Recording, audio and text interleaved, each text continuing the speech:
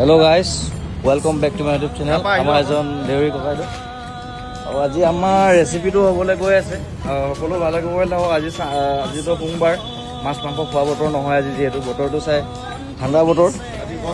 আজি আমাৰ ৰাতিলৈ ৰেচিপি আইটেমটো কি হ'ব আজি ককাইদেউ? হা হা পচলা উইথ চানাডাল নে বুটডাল?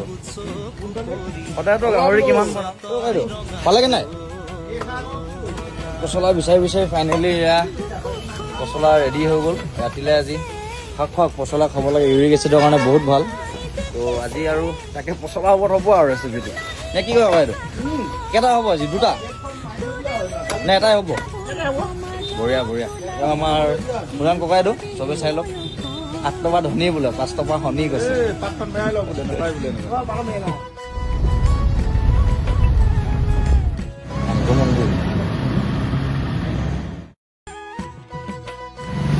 পচলা বনাওঁতেতো ব্লগটো বনোৱা নহ'ল।